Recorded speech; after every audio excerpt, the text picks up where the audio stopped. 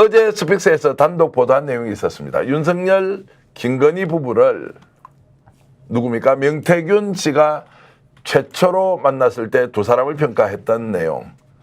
미래한국연구소의 김땡땡 소장이 폭로했던 것인데요. 자, 그 내용 좀 이따 들어보시기로 하고요. 또 김건희 여사가 명태균 씨를 처음 만났을 때 어떻게 표현했느냐. 조상의 공덕으로 태어난 분 같다. 이런 말을 하면서 어저께 인터넷에는 정말로 주술과 주술이 만나서 나라를 운영했구나라는 얘기가 많이 나왔는데요.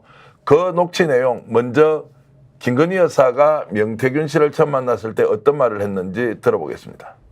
처음 만났을 때 그런 멘트가 뭐라고 해서 조상의 공덕으로 태어나신 분 같군요. 자, 조상의 공덕으로 세상에 나온 분, 태어난 분 같다. 이제 이렇게 얘기를 했고요. 그리고 명태균 씨가 김건희 여사와 윤석열 대통령을 처음 만나는 시점은 2021년 6월 18일입니다. 그리고 이제 당시에 이준석 당대표가 나경원 후보를 이기고 당대표가 됐을 시점인데 그때 어떤 말을 했는지 그것도 여러분들이 직접 정언으로 들어보겠습니다. 총장님은 장님 무사, 사모님은 안전뱅이 주술사. 그렇기 때문에 안전뱅이 주술사는 밖에 나가면 없겠습니다. 밖에 나갈 수도 없습니다. 안전뱅이가 어떻게 밖에 나가냐. 집안에서는 집안에서 계속 살아야지. 밖에 나가려고 그러면은 장님 무사의 머리에 올라서 어깨에 올라서 타고 나갈 수밖에 없다. 했다는 거지. 근데 언제 했는지는 실제 뭐 처음 만나서 그런 말 했는지 그건 모르지만 그런 이야기를 수없이 했어요. 자, 지금 명태균이 하고 있는 여러 가지 행태를 종합적으로 이해하기 위해서는 최초에 김 여사가 명태균을 어떻게 평가했고 또 명태균 씨가 김 여사와 윤석열 대통령을 만났을 때 어떻게 말을 했는지 이제 이러면은 전체적인 그림이 그려집니다. 자, 이 이야기 때문에 어제 충격을 너무 많이 받았어요. 인터넷 댓글에 엄청나게 많이 올라왔더라고요. 자, 어떤 느낌입니까? 정말로 주술적이고 초현실적으로 보이지 않습니까? 아니 근데 왜 제가 그 무슨 뭐 그때 뭐라 그랬죠? 역술인이라고 말했다고 그렇게 화를 냈죠? 저렇게 하시는 분이? 역술인만 저런 말을 씁니까? 일반인도 저런 말 쓰지 않나요? 우리가 무슨 만나가지고 그런 말을 일반적으로 잘 안 하죠. 근데 아니, 박 교수 조상의 공덕으로 근데 조상의 공덕 아니 저거 일반적 아니 뭐 저기 조상들끼리 아시는 분들끼리 공덕역에서 만나죠. 근데 저는 이 말을 들으면서 어쨌든 이 말폼새에서의 공력은 명태균 씨가 훨씬 높은 것 같아요. 다 조상의 공덕으로 태어나지 않나요, 우리가? 뭐 공덕역에서 태어나는 것도 아니고. 김건희 씨 이야기는 큰 뭐 도력을 못 느끼겠는데 이분이 하는 이야기는 굉장히 드러내요. 윤석열 대통령도 정확하게 평가하고 있고 김건희 씨도 정확하게 평가하고 있고 한편으로서는 김건희 씨가 내 좀 하고 밖으로 나가서는 안 된다라는 것까지도 내포하고 있는 듯하고 내공이 있다는 느낌이 듭니다. 네, 내공이 있습니다. 그러니까 뭐 대한민국을 저렇게 뭐 발칵 뒤집어 놓고 지금 정말로 불을 당겼다라는 이야기를 할 정도인데 자, 저 얘기를 명태균 씨가 밖에 나와서 하는 이야기예요. 경남에 가면 자신과 가까운 사람들한테 다 저 내용을 이야기하고 자랑 삼아 그렇게 했다는 거예요. 그러면 저 자체에 대해서 오늘까지 부인을 하지 않고 있거든요. 명 씨가.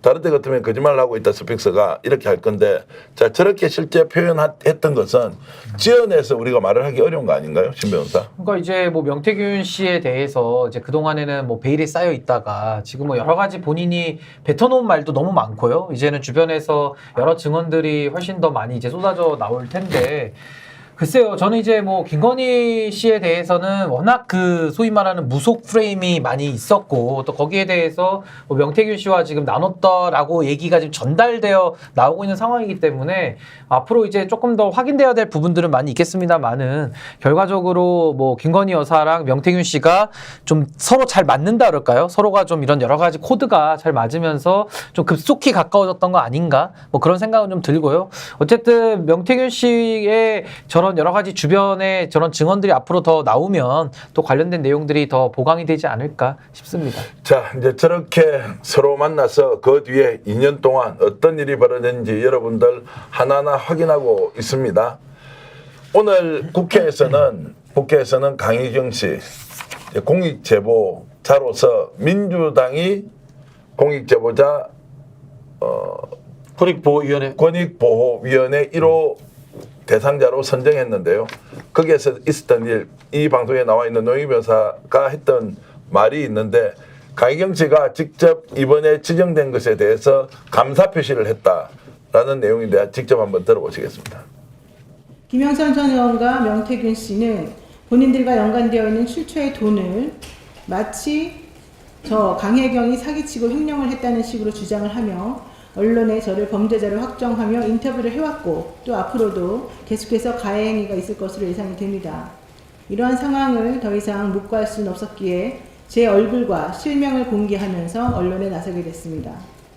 그렇게 나서는 과정 중에 얼마나 두려움이 많고 얼마나 힘이 들었겠습니까? 이런 시기에 저에게 따뜻하게 손을 내밀어준 더불어민주당의 공익제보자 권익보호위원회 위원 여러분들께 감사를 드립니다.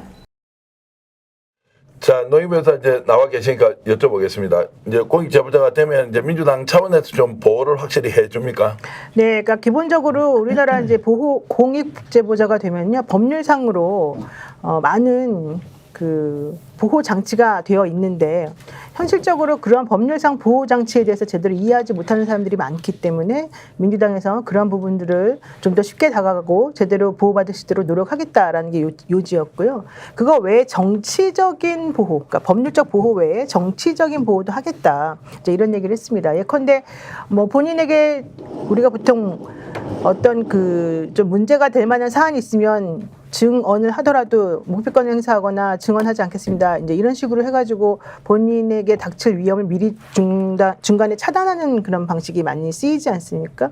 근데 이제 그렇게 하면 실체적 진실을 사실은 밝히거나 이게 가려지기가 어렵기 때문에 민주당에서는 그러한 상황에서 실체적 진실을 발견하도록 도와주는 그런 보호 공익 제보자에 대해서는 이런 그 법률적인 거나 뭐 형량적인 거나 이런 위법적인 부분에 있어서 조금 혜택을 줄 수 있는 방향으로도 도와주고 또 정치적으로도 그분이 외압을 받지 않도록 노력해주고 또 신변 보호도 해주고 이제 이런 식의 여러 가지 안전장치를 해두었다 이런 얘기를 했습니다. 자, 진실을 이제 이렇게 폭로하는 분들을 폭넓게 보호하는 것은 원래 국민권익위원회가 지금 그렇죠. 해왔어야 되는데 그렇죠. 공익신고자를 공익적으로 보호를 하지 않으니까 이제 정당에서 저렇게 할 수밖에 없는 상황.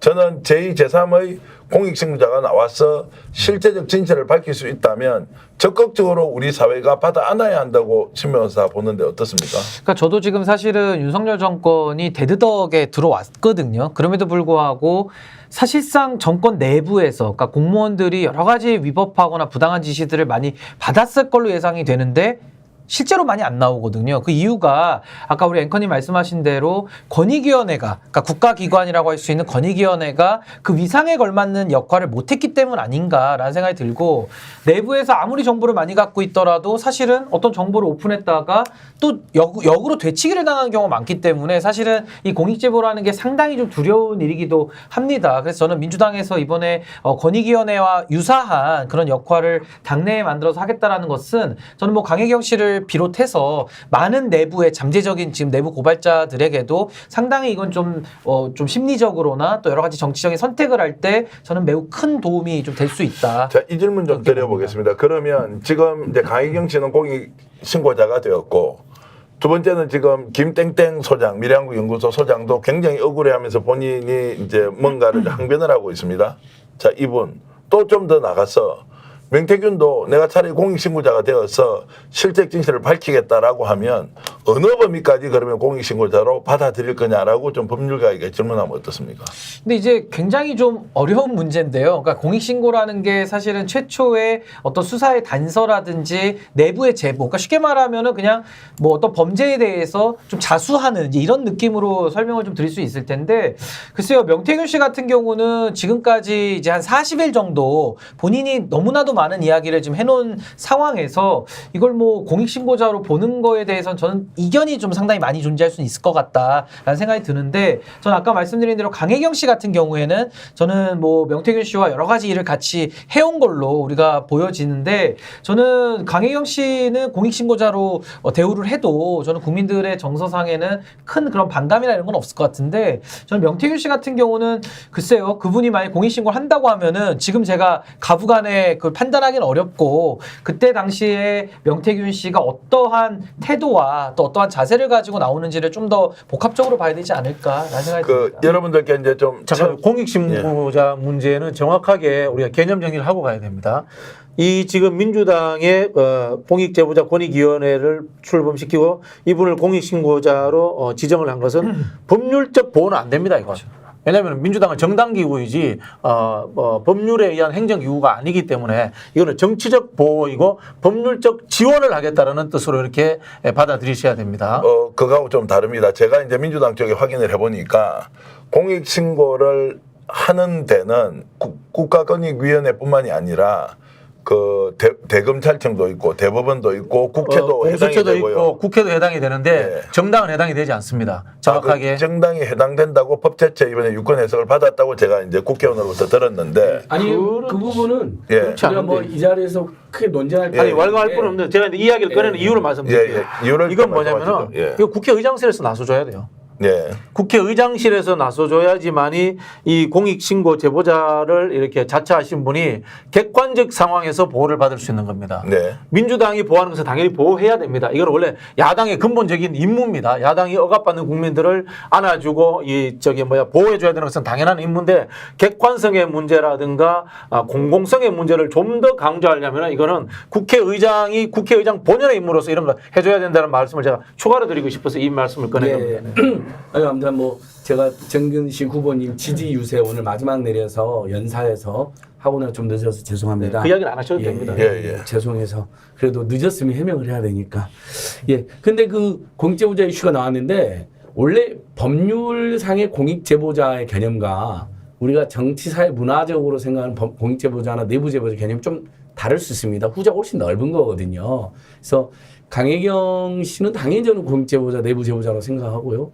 명태균 씨도 잘 보면 그동안에는 정치 브로커나 불법 어떤 협잡을 한 사람으로 많이 파악이 되었지만, 그 과정에서 최고 권력자인 윤석열, 김건희의 불법과 비리를 폭로하는, 또 그들의 협잡과 이상한 행동을 폭로하는 순간 법률적 공익제보자 여부는 차치하더라도 사회적으로, 문화적으로 또 정치적으로는 내부 제보자나 공익제보자의 성격이 생기는 거죠. 그래서 그걸 어떻게 알 수 있냐면 사람들 그걸 다 나와요. 그 전에 명태균 씨가 페이스북 올린 글에는요, 좋아요나 댓글이 거의 달리지 않고 그냥 보기만 했습니다. 이 사람이 재밌는 사람이네, 이상한 사람이네, 못된 사람인 줄 알았는데 못된 사람으로서 그냥 기세등등 하지, 이런 반응이었죠. 근데 윤석열, 김건희, 김재원 등의 이 정권 실세들의 어떤 모순이나 황당한 행태를 폭로하는 글이 지금 어제 오늘 계속 올라오잖아요. 거기서 어떤 좋아요나 댓글이 많이 달리기 시작합니다. 그것은 시민들도 그 폭로라든지 그 내용은 사회적이라든지 공적 의미가 있다고 판단을 하는 거죠. 그건 좋아요를 다는 거예요. 실명으로 달아요. 지금 보니까 아주 유명한 분들이나 지식인들이 많이 좋아요를 눌러서 그런 행동에 대해서 응원을 보내고 있는 것인데, 저는 당연히 민주당이든 국회든 나서서, 시민단체 나서서, 설령 옛날에도 보면요, 공익제보자들 보면요, 처음에 불법이나 비리 적극 가담했다가 나중에 이거 아니다, 그게 양심상 이유든 아니면 일신상의 불이익을 받는 이유든 이유 불문하고 중간에 변심해서 폭로하는 경우가 아주 많습니다. 그리고 그것 때문에 세상이 많이 변화 발전했거든요. 그건 적극 저희가 도와줘야 된다 생각합니다. 그래서 제가 애매하니까 국회의장이 나서주는 게 좋다는 이야기를 드리는 거예요. 뭐 좋은 제안입니다. 일단 저는 이번에 그 민주당에서 공익제보자 권익보호위원회를 출범한 거는 두 가지 해석이 가능하고 두 가지 의미가 있다고 보는데요. 우선 첫 번째는 지금 현안과 관련해서 강혜경 씨라든가 미래한국연구소의 그 대표로 되어 있는 김모모 씨, 이런 분들이 실질적 진술을 할 수 있도록 도와주는, 용기를 내는 창구를 만들어주는 그런 역할을 합니다. 그리고 실제 김영선 전 국회의원의 보좌관으로 일했던 또 다른 제3, 제4의 인물들이 사실은 지금 이 명태균 씨와 김건희 여사 그리고 윤석열 대통령 그리고 김영선이라고 하는 사람들이 국정농단한 행위에 대해서 잘 알고 있어요. 그래서 사실은 그분들도 용기를 내라고 말을 해주는 그런 의미가 하나 있다고 봅니다. 근데 더 중요한 건 사실 그것보다 더 중요한 건 이겁니다. 지금 현재 대한민국의 윤석열 정권이 행한 여러 가지 것들이 얼마나 문제가 많은지에 대해서 많이들 공감을 하고 있는데 그런 것들이 정확하게 객관적인 증거로서 확인이 되어야지만 더 의미가 있는 거지 않습니까? 그렇게 하려면 공무원이라든가 어떤 그 뭐 당에 몸담고 있는 사람이라든가 실질적으로 비밀을 누설하면 안 된다고 훈련받아온 그리고 또 얘기되어 온 그런 분들이 용기를 내서 뭔가 본인이 알고 있는 진실을 밝혀낼 수 있는 통로를 만들어주는 게 중요하거든요. 저는 앞으로 예를 들면 검찰 지금 현재 도이치모터스 주가 조작 관련해 가지고 김건희 씨의 그런 그 정말 행동에 관련된 여러 가지 증거들이 뉴스를 통해서 많이 보도가 되지만 실제 그러한 그 자료들은 누굴 통해서 나왔냐 하면은 다들 많은 분들이 검찰을 통해서 나왔다 이렇게 말하거든요. 검사들이 왜 그렇게 직접적으로 주지 않고 바깥으로 돌려줘 주느냐. 본인들이 공무원 신분이기 때문이고 본인들이 비밀을 누설하면 안 되기 때문인데요. 그렇게 하고 싶은데 지금 현재 하다 보면은 법의 테두리 안에서 문제가 발생할 여지가 많은 분들이 있어서 오히려 이런 보호위원회를 만들어 줌으로 인해서 그분들이 숨 쉴 수 있고 그분들이 손 내밀 수 있는 공간을 만들어주는 의미가 있고 앞으로 공무원이든 누구든 실제 이 상황과 관련한 진실을 알고 대한민국을 사랑하는 사람이라면 누구든지 우리가 도와줄 테니 같이 한번 용기를 내봅시다. 이런 소리를 지금 하고 있는 게 저는 이 위원회라고 생각해요. 그래서 이 공익 제보자 보호위원회라고 하는 것이 실질적으로 어떤 힘을 가지느냐 안 가지느냐는 두 번째 문제이고 이걸 상징적으로 먼저 만들어서 대한민국 국민들에게 알리고 실체적 진실을 위해서는 본인이 어떤 형사적 처벌을 받을 위험성을 감수하는 것에 대해서 약간 정상참작을 해주면서 그들을 보호하자. 저는 이런 식의 메시지를 던져주는 게 참 의미가 있다고 생각합니다. 제가 이제 말씀 좀 이렇게 해명을 드리면은 민주당이 잘못하고 있다는 게 아니고 민주당은 당연히 해야 될 일을 하고 있는 거예요. 잘하고 있는 거예요. 잘하고 있는 건데 이게 탄핵이라든가 정치적 수습의 상황, 객관적 보호 이런 것까지 따지게 된다면은 대의기관으로서 상권 분립으로서 대통령의 행정 권력을 견제할 수 있는 국회 차원에서 나서야 된다는 측면에서 국회의장이 이런 일을 안 하는 게 반기라는 뜻이고 박근혜 탄핵되는 과정을 보시면요. 김무성 대표가 추미애 대표를 비공식적으로 만납니다. 그래가지고 정세균 국회의장을 찾아갑니다. 국회의장과 탄핵을 제일 먼저 상의합니다. 왜냐면요. 국회가 탄핵을 하는 거거든요.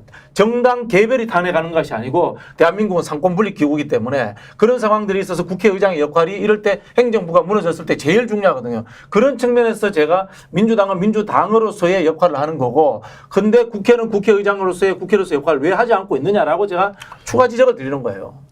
기왕에 출발한 거 제대로 잘 해야 한다. 민주당도 알아야 하고 박진영 교수의장처럼 국회의장도 정말로 입법기구로서 입법기구 아니고 대의기관. 대의기관으로서 하면 좋겠다 이 말씀이고 자 그렇게 보니까 신인규 변호사 강희경 씨의 용기 있는 진술과 폭로가 정말로 세상을 엄청나게 바꿔놓고 명태균을 등장시켰고 그러면서 비리 하나하나가 이렇게 드러나는 걸 보면 작은 것 같지만 이것이 엄청난 파괴력을 가졌던 내용이다 이렇게 볼 수 있는 거죠. 아니 저는 강혜경 씨 같은 경우는 정말 엄청난 용기를 낸 거죠. 사실 이 윤석열 정권이 제일 가장 심각한 문제가 수사기관을 다 무너뜨렸다라는 거거든요. 그러니까 과거 박근혜 탄핵 때는 그래도 검찰이 아주 미세하게라도 작동을 하고 있었고 또 박근혜 대통령이 이제 와서 재평가받는 게 그나마 양심이 있었다라는 거거든요. 그러니까 야당 추천 특검인데 특별검사 박영수 이맘 대통령 박근혜 써 있습니다. 그러니까 본인이 감옥 갈 걸 알고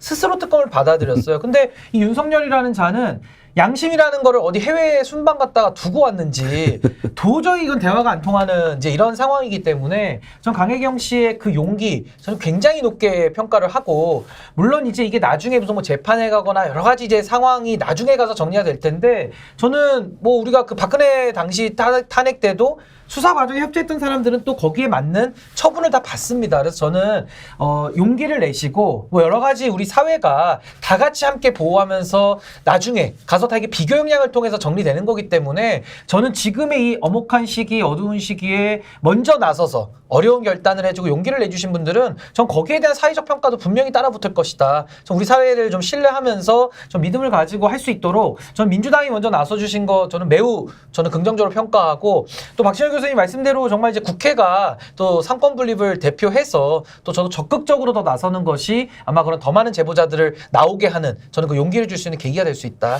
안 소장 그래서 이제 내가 좀 죄를 지었는데 네. 더 큰 죄를 비리를 알고 있어요. 이제 이럴 때 정말 보호받을 수 있다는 확신만 좀 주면 네. 증거가 없어서 못한 게 너무 많잖아요. 그러니까 그런 경우에도 일면 그동안에도 재판에서도 상당히 정상을 참작해주고요. 그러니까 가장 쉬운 예로 예전에 이명박 정권의 불법 민간인 사찰 얼마나 조직적이고 치밀하고 음습했습니까? 수없이 많은 민간인을 불법 사찰하고 그것도 숨기려고 청와대에 두는 게 아니라 국무총리 산하에 공직윤리지원관이라는 걸 만들어서 마치 물론 공직자들도 감찰했습니다. 뭐 예를 들면 친노성의 공직자들을 때려잡아야 된다는 미명하에. 근데 실제로는 거기서 불법 사찰을 했는데 거기 주요 실무진이 장진수 전 주무관님이었잖아요. 비록 대법원에서 유죄 선고가 나서 그분이 공무원직은 잃었지만 그분이 중간에 그 모든 불법 사찰의 전모를 폭로하고 증거인멸까지 폭로함으로써 본인이 증거인멸에 가담한 것 때문에 유죄가 났거든요. 그래서 공무원직에서 쫓겨났어요. 안타깝게. 하지만 그 후로 국민들이 많은 성금도 모아줬고 그래서 뭐 문재인 캠프도 일했고 최근에 경기도 도민 권익위원장으로 임명이 됐습니다. 네. 그전에도 어디 공기업 잠깐 일했었고 그러니까 결국 그분이 물론 저는 재심가에 대해서 무죄가 됐으면 좋겠다는 생각을 하고 있지만 그것이 쉽지는 않을 수 있습니다. 형식적 법률 위반 논리 때문에요. 그런데 역사와 국민이 그를 공익제보자 의인으로 기억하고 있고 참여연대에서 의인상도 받았어요. 실제로. 그리고 지금 이른바 경기도민, 천만이 넘는 경기도민 도민들의 권익을 챙기는 중요한 역할을 하고 있잖아요. 그래서 저는 강혜경 씨도 경우에 따라서는 명태균 씨나 그 주변에 있었던 사람들도 온 국민이 지금 온 결해가 고통받는 윤석열 김건희 정권에 자기들도 도와줬을 때는 불법이나 비리를 저희로 도와줬지만 이렇게까지 나쁜 짓을 할 걸 생각 도와준 게 아니었다고 네. 이분들 양심적으로 생각할 것 같거든요. 그리고 이제 와서는 다 토사구팽하듯이 버리잖아요. 막 공격하고 사기꾼으로 만들고 선생님 떠받았던 집단들이. 그러면 이제 폭로의 명분이 충분하고 우리 국민도 그들을 보호해줘야 될 가치를 충분히 느낀다고 봅니다. 용기를 더 내주셨으면 좋겠어요. 자, 강혜경 씨에 이어서 미래한국 연구소의 김땡땡 소장도 본인이 엄청난 고심을 하고 있다고 들었습니다. 오늘 저희들이 그분의 육성 녹음을 들려드릴 텐데요. 이분도 공익제보자로 와서 정말 무슨 일이 있었는지 국민들에게 알려주는 그 순간이 오기를 바라겠습니다. 자, 명태균 씨 문제로 넘어가겠습니다. 오늘 김재원 최고위원과 설전을 벌이고 전화 통화를 하고 이러면서 거의 막장 드라마를 보듯이 다 까발리겠다라고 하는 태세입니다. 자신의 딸까지 얼굴로 내놓고 아빠 감옥 가라면서 울고 있다는 장면을 페이스북까지 올렸습니다. 일단 김재원 최고위원이 어떤 이야기를 했는지 먼저 들어보시겠습니다. 다 봤냐? 저 명태균 씨가 김재원 최고위원한테 전화를 한 적도 있다면서요? 오늘 하여튼 예. 오늘 오전 중에 전화가 온 것 같아요. 네. 저는 그분하고 통화를 한 사실도 없고 만난 사실도 물론 없고 전화번호도 몰라요. 근데 왜 방송에서 사실과 다른 이야기를 하느냐라고 네. 묻길래 제가 당신이 사실과 다른 이야기 하는 것 같다 그랬더니 그러면 당신 이 박근혜 전 대통령 정무수석 했지 않냐? 그 박 대통령 지금 어떻게 돼 있냐 하길래 잘 알지 않느냐? 그랬더니 당신 어떤 인간인지 다 폭로하겠다고 그래요. 네. 그래서 폭로하시라고. 자, 싸움에 참전했는데 저희들이 취재하는 것도 노임에서 취재하고 박 교수, 진기부터 다 취재를 하지 않습니까? 김재원 최고위원이 저렇게 싸움하는 게 자연스럽습니까? 좀 부자연스럽습니까? 어떻습니까? 저는 김재원 최고가 왜 여기서 나서는지 모르겠는데요. 우선 첫 번째 본인은 지금 명태균 씨의 입을 통해서 언급된 수많은 사람들과 다르다라는 식으로 지금 본인의 자리매김을 하려고 하는 게 하나 있는 것 같고 두 번째는 이 싸움에 참전을 함으로 인해서 본인의 주가를 조금 더 올려보려는 생각을 하는 것 같습니다. 그런데 내용을 들여다보면요. 그냥 김재원 씨가 하는 말은 하나예요. 명태균이 사기꾼이야. 명태균 집어넣어. 명태균 하는 말 믿지 마. 이거밖에 없거든요. 그러니까 명태균 씨가 내가 김재원이라고 하는 사람과 어떤 식으로 알게 됐고 김재원이라는 사람이 어떤 사람인 걸 내가 충분히 가지고 있는 증거들이 있는데 너 함부로 말하지 말아라. 내가 왜 사기꾼이냐. 그럼 너는 도대체 뭐냐. 이제 이런 식으로 얘기하면서 서로 이제 대거리를 해요. 근데 전 여기서 김재원 최고의 역할을 하나 정말 큰 걸 발견했어요. 오늘. 명태균 씨가 너 앞으로 내가 보수를 어떻게 괴멸시키는지 봐라. 내가 계속해서 까겠다. 이게 망가지면 다 너 때문이다. 라고 하면서 어쨌든 본인이 김건희 여사와 같이 주고받았던 텔레그램도 올리고 여러 가지 증거를 본인이 가지고 있는 것들을 스스로 알아서 막 내지 않습니까? 이런 일을 하게끔 해주는 게 지금 김재원의 역할이란 말이에요. 저는 그래서 16일부터 전쟁 시작하듯이 명태균 씨가 한다 그래서 그걸 지금 흥미진진하게 보고 있어요. 실제 김재원 씨가 이 싸움의 본질적인 뭐 당사자는 아닐 거라고 저는 생각이 드는데 오히려 부추기는 자 내지는 뭐 불을 붙이는 자 이런 정도의 역할을 지금 하고 있는 것 같아요. 그래서 저 내용을 보면 민주당을 편드는 거 아니냐. 오히려 엑스맨처럼. 그러니까 갑자기 국민의힘에서 나와서 명태균하고 팩트를 모르는 상태에서 싸움을 하는 것 같아요. 야 이거 이야기하면 안 되는 것 같은데. 그래도 해야 돼요. 이야기하세요. 제가 보기에 우리 김재원 최고위원은 위장 친윤이잖아요. 이분 솔직히 위장 친윤이잖아요. 제가 알기로 우리 김재원 최고위원은 윤석열 대통령 안 정말 좋아해요? 싫어할 겁니다. 정말 싫어하는데 이제 정치적으로 이제 친윤인 것처럼 하면서 아스팔트 보수의 지지도 받고 싶고 사실은 좀 스타 정치인으로서의 자리를 계속 지키고 싶고 이런 사람이거든요. 그렇다 보니까 이 이슈에 끼어들어 가지고 이런 뭐 정치적 재미를 보려고 하고 있다. 이런 측면인 것 같고요. 또 한편은 또 대구 쪽이 또 이제 지역구입니다. 그렇게 하다 보니까 다음 기회를 노리려고 한다. 이런 부분들도 있고, 그다음 위장 친윤이라는 게 굉장히 중요한 게 사실은 윤석열 대통령 빨리 망했으면 좋겠다라는 속마음을 이분이 이중적으로 저는 드러냈다. 이렇게 좀 해석이 됩니다. 이게 오늘 하루 종일 김재원의 행동이 화제가 됐는데요. 이 명태균 씨의 카톡과 함께 설이 한 두세 가지 설이 있더라고 방금 말씀하신 것처럼. 일단 첫 번째 느낌은 지가 윤석열 김건희의 앞잡이인 척하면서 명태균을 엄청 압박을 해서 사기꾼으로 몰아놨단 말이죠. 한동훈하고 좀 약간 또 다른 느낌으로. 그렇죠. 네. 근데 명태균 씨가 너무 모욕적이란 말이야. 막 이러잖아요. 말도 거칠게 해요. 감옥으로 보내고 내 손으로 구속시킨다고. 검찰은 뭐 하냐고 지가 후배 검사들 내가 검사 출신하면 용서가 안 된다고 막 라디오 오늘 MBC 김종희 시선집 중에서는 정말 그런 말까지 내가 검사 출신이면 지금 검사들 뭐 하고 있는 거냐고 당장 감옥 보내야 된다고. 그러니까 명태균 시장은 얼마나 그거 기분 나쁘겠어요. 사실 안 그래도 자기를 사기꾼으로 몰고 대통령실에서 거리를 두는 것에서 열받았는데 그래갖고 처음에는 이제 김재원 씨가 엑스맨이다 이런 느낌 들었는데 또 이런 해석이 있더라고. 방금 박정 본장님처럼 김재원 입장은 저번에 초대도 못 받았단 말이죠. 친윤을 표방해서 제공이 됐는데 어라 이것들이 나를 완전히 개무시하네. 수사당한 사람이에요. 예, 저분이. 그렇죠. 수사도 받았었고. 근데 머리가 좋다고 하더라고요. 보니까 이거 윤석열이 김건희 오래 못 갈 것 같고 명태균이가 많은 걸 알고 있는 것 같은데 요 놈을 자극해서 싹 다 공개하게 한 다음에 결국은 나는 원래 윤석열 김건희 보호하려고 했는데 이렇게 됐다. 이렇게 쑥 빠진다. 이런 머리를 쓰고 있다는 해석도 있더라고요. 근데 모르겠어. 아무튼간 묘해요. 김재원 씨 말 중에 이게 있어요. 재밌는 말이. 제가 마무리할게요. CBS에서 그러잖아요. 다 공개해라. 뭐 이놈아 이런 식으로 하면서 그래 다 공개해서 한 달 안에 감옥 하야하는지 안 하는지 보자 그러잖아요. 하야를 자기 입으로 합니다. CBS 잘 보세요. 자기가 그래요. 네 말대로 한 달 안에 하야하는지 보자. 묘하잖아요. 그런 말은 원래 그 친윤 지도부 최고위원이라는 그런 말을 쓸 수는 없고 그런 걸 음모를 꾸미는데 민주당의 니놈들이 내가 그 분쇄할까 이렇게 말해줘야 되거든요. 아니에요. 느낌이 이상하더라고요. 신규 변사 혹시 자중질환도 작전입니까? 아니 근데 뭐 김재원 최고위원은 최고위원이 직업인 분이거든요.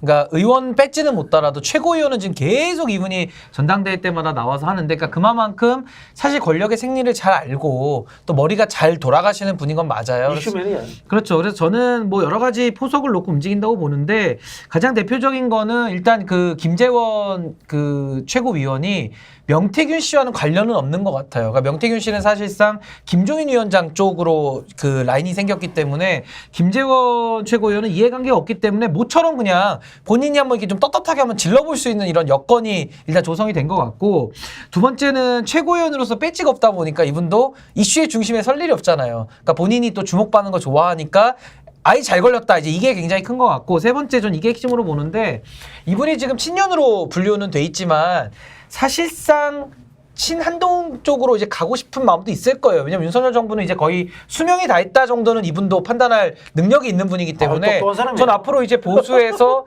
다른 활로를 찾아야 되는데 울고 싶은데 뺨을 한번 잘 때려준 격이고 이번에 명태균 씨를 때림으로써 의외로 많은 대다수의 국민들 보기에도 야 김지현이 오랜만에 정상적인 얘기 좀 한다라는 칭찬.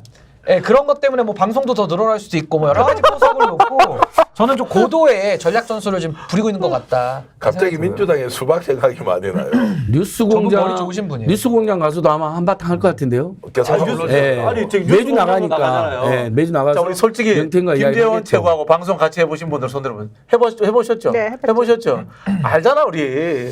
자, 그래서 뭐 이걸 구석으로 넘어가야 할 일인지 어쨌든 그 싸움의 양태가 본질은 없이 그 껍데기만 가지고 이렇게 치고받고 하는 과정이 참 이상하다. 어떤 계산을 하고 있는지 여러분도 궁금해 하실 텐데요. 자, 명태균 이야기 좀 더 해보겠습니다.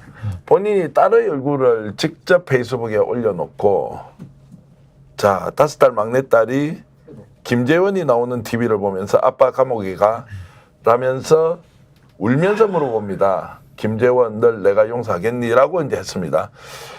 와, 근데 저건 이제 얼굴도 뭐 저희들이 내보낼 수도 없지만 보면서 격앙돼 있구나 지금. 근데 저는 아닌 것 같은데요. 왜냐면 그래요? 정말 그러려면 딸 얼굴을 모자이크 처리하든지 예. 얼굴을 안 보여줘야지. 지금 페이스북에 가보세요. 너무 그 예쁘고 귀여운 딸의 얼굴이 딱 그대로 보여요. 네. 저는 스픽스가 왜 저걸 저렇게 가렸는지 모르겠어요. 우리가 그냥 들어가서 보면 다 나오는데. 예. 그러니까 만약에 정말로 명태균이라는 사람이 자기 딸을 위한다거나 자기가 좀 현명하게 판단해서 행동해야 되겠다고 생각한다면 애기 얼굴을 저렇게 올리면 안 되죠. 그렇지 않아요? 근데 김재원이 을 앞으로 마치 뭔가 공격하려는 듯이 하면서 저거 올리는 거는요, 일부러 자기가 뭔가를 터트릴 명분을 지금 만들기 위해서 저런 행동을 하는 거라고 저는 봐요. 지금 이 명태균 씨가 공격 안 하는 사람은 김건희밖에 없어요. 사실은 입으로는. 근데 현실적으로 해보면요, 명태균 씨가 하는 모든 행동은 다 김건희를 공격하는 용으로 나와요. 겉으로는 아닌 척하면서 오늘 페이스북에 올린 글도 보세요. 그 오빠 뭐 얘기하면서 나왔던 거. 지난번에 우리 방송할 때 뭐라 그랬어요? 김건희 씨가 오빠라는 말 한 적은 한 번도 못 들어봤다. 뭐 이런 얘기하면서 딱 오빠 얘기 들어간 페이스북을 올리잖아요. 네. 그런 얘기를 왜 올려요? 결국 그렇게 올리면 어떤 일이 벌어질지 뻔히 알면서 자기 딸 얼굴을 왜 올려요? 자기 딸에게 미안하다 그러면서. 그러니까 현실적으로 저분은 입다루 말다루 행동다루인 사람인데 저는 그렇게 하는 것이 일부러 지금 명태균 씨가 이 상황에서 노선을 정하기 위해서 혹은 자신이 뭔가를 터트려도 남들에게 욕 안 얻어먹을, 특히 거기서 남들이라 하는 것은 우리 진보 이쪽이 아니라 자기가 그동안에 연결되었던 수많은 그 보수적인 세력을 가진 사람들, 특히 대통령실 이런 쪽을 저는 향한 일종의 협박이나 포고, 선전포고라고 보거든요. 저는 뭐 명태균 씨가 공익 제보자가 될지 범죄자가 될지 모르겠습니다만은 딸의 얼굴을 밝히면서 그랬으면 안 했으면 좋겠다. 그러니까 안 했어야죠 라는 원래는. 생각이 들고요. 한편으로 보면은 좀 명태균 씨의 이게 배수진이 아닌가 이런 느낌도 드는데요. 그래서 제가 사실 아까 국회 이야기를 계속해서 꺼내는 측면인데요. 명태균 씨를 공익 제보자로 민주당이 받아주기 어려워요. 강혜정 경치하고 달라요. 강혜정 씨를 민주당이 받아줄 수 있단 말이에요.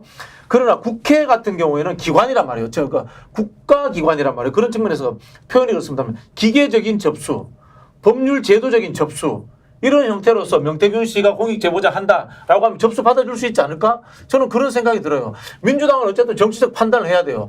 명태균 씨가 조사해보면 나중에 범죄자일 가능성도 있단 말이에요. 그런 상황에서 민주당이 저분을 공익 신고자로 받아준다. 이게 쉽지 않아요. 그런 측면에서 제가 앞서 말씀드린 것처럼 결국에는 행정부라는 대통령을 탄핵하는 최종 기관인 국회로서 국회의 역할로서 이런 흠결이 있을 가능성이 있는 사람들도 이 기계적으로 접수하고 받아줄 수 있는 역할을 국회가 했으면 좋겠다. 이 말씀 제가 계속 드리고 싶어요.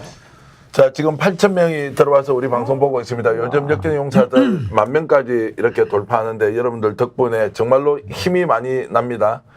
그리고 지금 구독, 좋아요도 많이 눌러주고 계신데 노예TV 영천이들도 많이 보고 계시죠? 거기도 아마 1,500분 이상 지금 현재 보고 계실 것 같은데 혹시 좋아요 누르지 않고 이 방송 보고 계신다면 더 많은 국내외 시청자 여러분들이 함께 볼 수 있도록 좋아요 좀 눌러주시면 좋겠고요.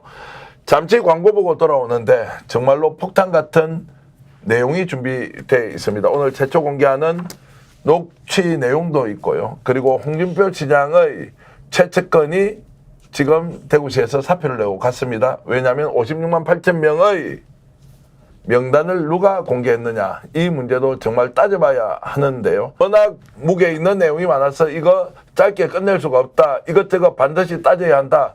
쏟아지는 정보 듣고만 있으면 이게 뭐가 뭔지 잘 모르겠다. 이런 분들을 위해서 저희들이 오늘 제대로 정리해서 알려드리겠습니다.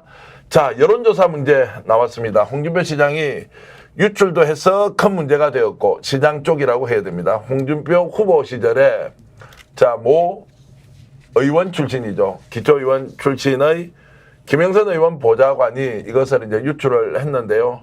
그래서 이 내용이 확인된 뒤에 홍 시장은 이 직원을 정무직 공무원으로 있는데 바로 잘랐습니다.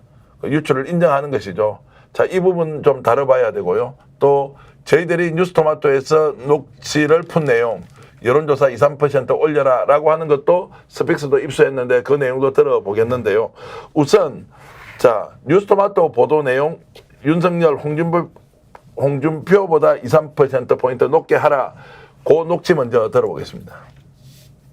이거 그 다른 쪽에 하태경이 나가는 거니까 네, 윤석열이를 네, 또 올려갖고 예, 홍준표보다 한 2% 앞서게 해주있어.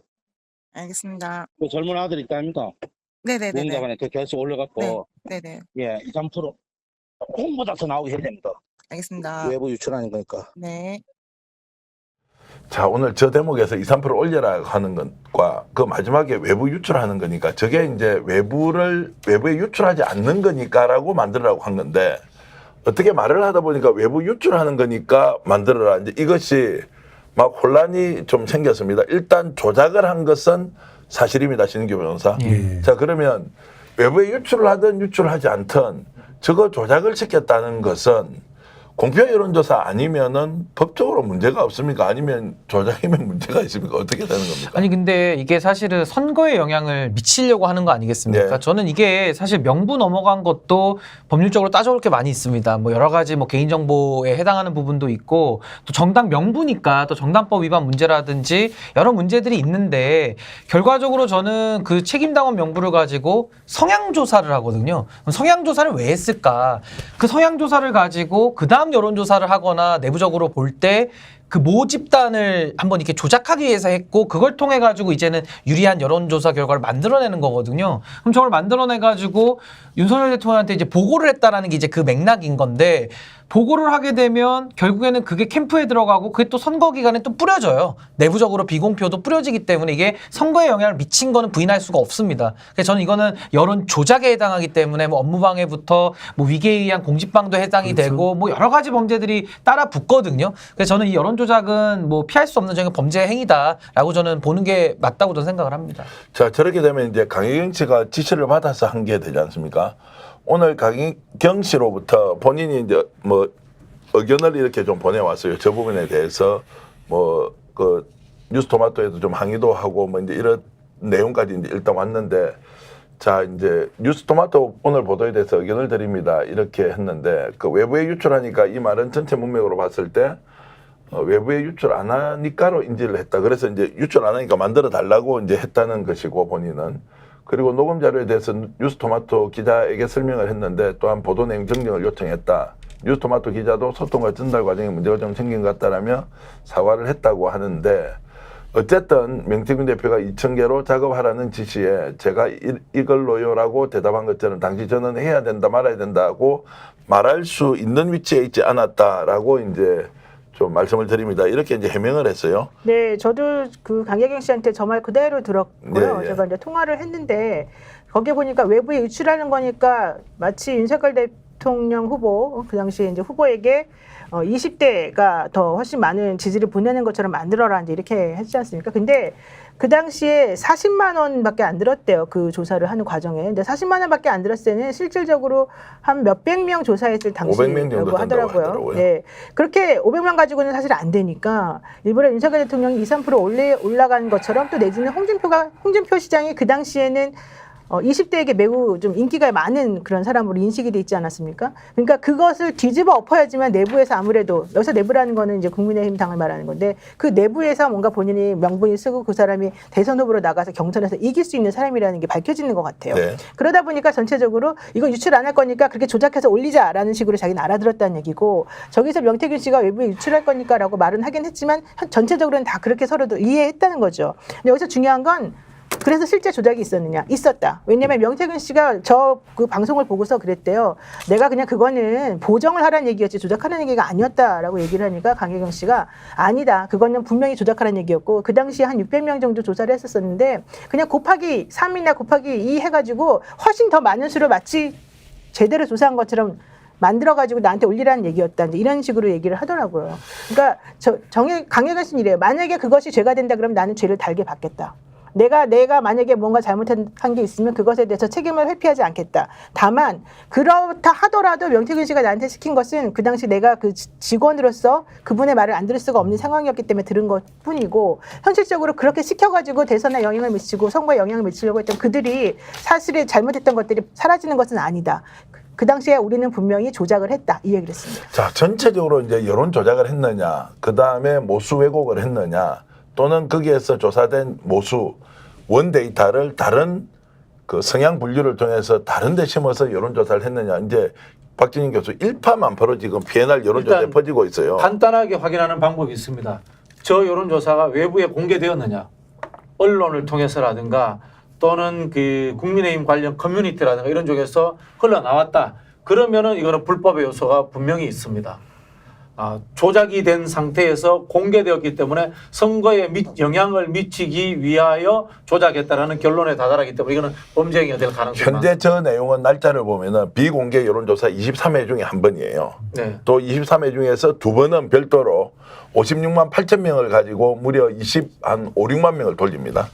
그건 성향 분류가 되어버렸죠. 이제 그 조사는 따로. 이 조사는 그러면 비공개였네요. 비공개됐으면은 제가 봤을 때는 범법의 여지는 좀 떨어진다 이렇게 볼 수 있고요. 또 아까 신인규 변호사가 했던 이야기인데 여기서 성향 분석을 해서 몇 개의 모수를 추출했다고 하잖아요. 그걸 어떻게 활용했느냐에 대해 가지고는 또다시 개인정보 활용에 2차로 한번 넘어오잖아요. 그렇기 때문에 이거는 법률적으로 문제가 될 수 있다. 이렇게 볼 수 있고요. 저는 그때 이 말씀에 연결해가지고 설명을 드리면 그 김땡땡 씨 미래연구 연구소에 그 대표하고 직접 통화를 했어요. 그분한테 직접 들은 얘기인데 현실적으로 그 당시 명태균 씨가 시킨 이 여론조사는 진짜 제대로 된 여론조사가 아니었던 게 많았대요. 무슨 얘기냐면 여론조사를 한다고 그러면 전화를 걸어가지고 실제 그들의 성향이나 뭐 대답이나 이런 걸 듣고서 보고서를 만들어서 몇 %는 누굴 지지하고 이게 나와야 되잖아요. 근데 자기네들이 그때 했던 여론조사 중에 대부분 많은 것들이 실질적으로 그런 결과 보고서를 내는 게 아니라 전화 걸어가지고 이 사람은 무슨 성향, 이 사람은 몇 살 이런 것만 확인하는 거였다는 거예요. 그러니까 안심번호 같은 것으로는 사실은 원래 그런 게 하면 안 되는 거잖아요. 근데 일부러 그런 걸 일단 하고 또 하나는 인지도가 낮은 사람들의 이름을 계속해서 반복적으로 그 사람들에게 들려줌으로 인해서 그 사람의 인지도를 높여줘가지고 오히려 나중에 제대로 조사할 때는 그 사람에 대한 퍼센테이지가 훨씬 더 많이 나오게끔 만드는 그런 대상으로 했기 때문에 가능한 그런 작업을 했다는 거고 그것 때문에 자기가 벌금을 맞았다는 얘기예요. 그러니까 그 얘기는 완전하게